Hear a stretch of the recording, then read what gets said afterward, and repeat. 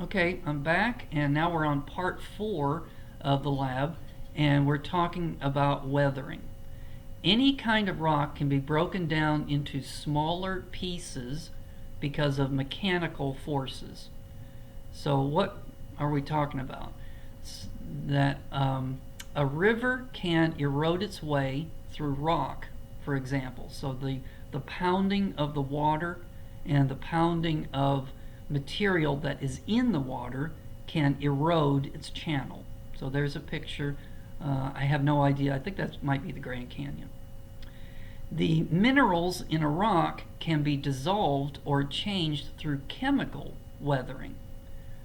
So all that mechanical weathering does is it breaks the rock down into smaller pieces. Whereas what chemical weathering does is it actually changes the chemical composition of the mineral. So when you put acid on calcite, was that a physical weathering or was it chemical weathering? So answer that question on the lab. Now the products of weathering are going to be called sediments.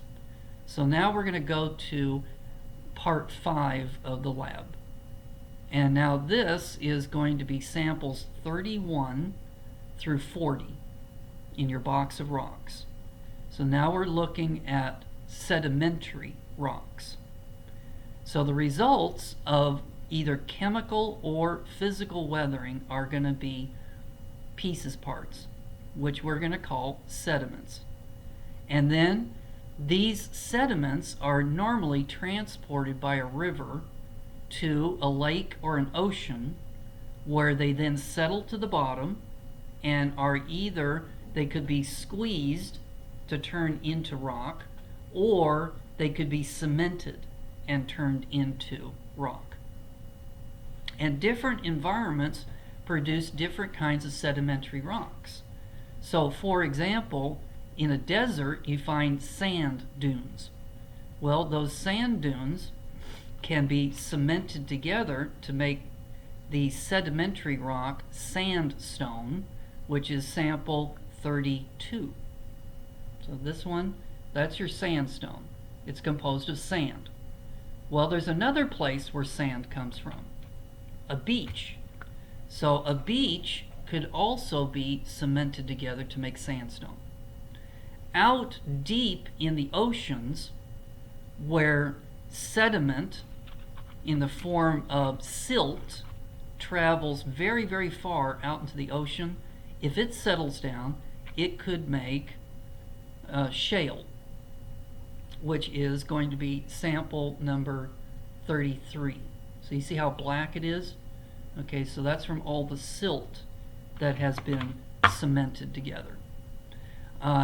Also in the ocean you make limestone. So where carbon dioxide mixes with ocean water, that makes calcium carbonate, which then precipitates to the bottom of the ocean to make layer after layer of limestone. And so limestone is going to be your sample number 36. So all of these are different places where you can make sedimentary rocks.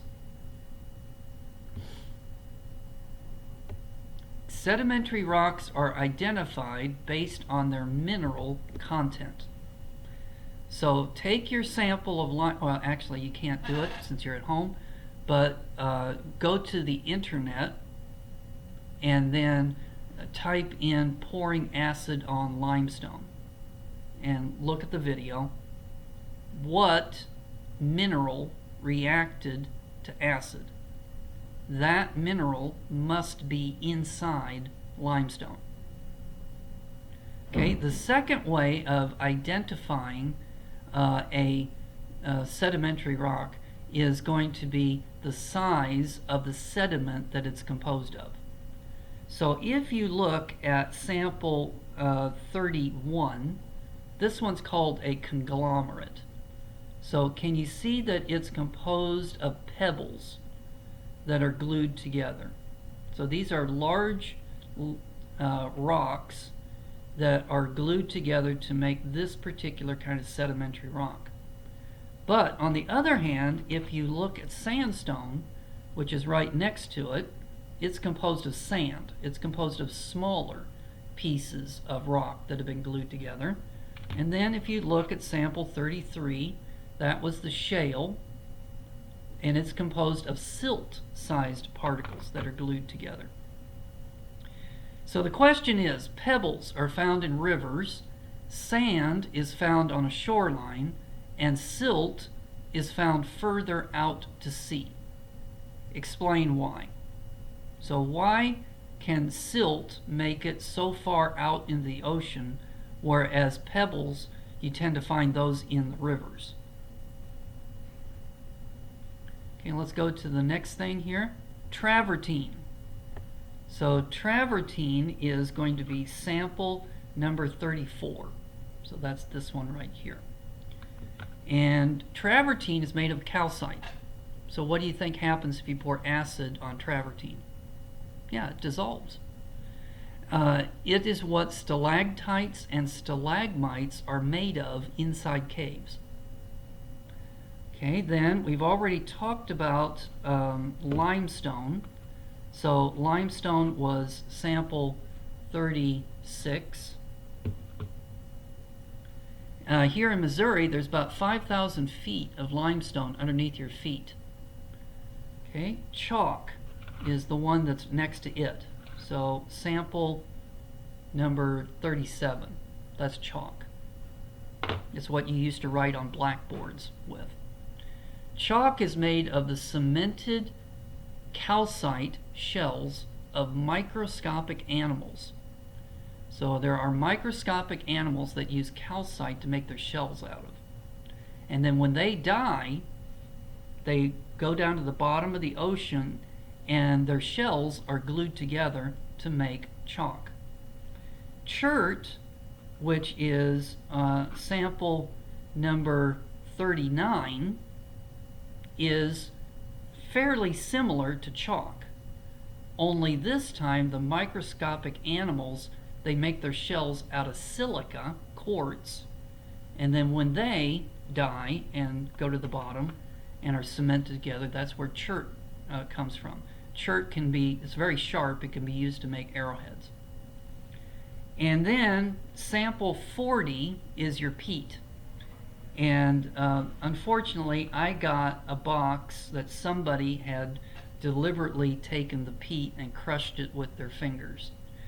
So there used to be a nice block of peat in there, but there isn't anymore.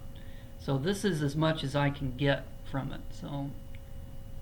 And it is composed of leaves and twigs that are glued together.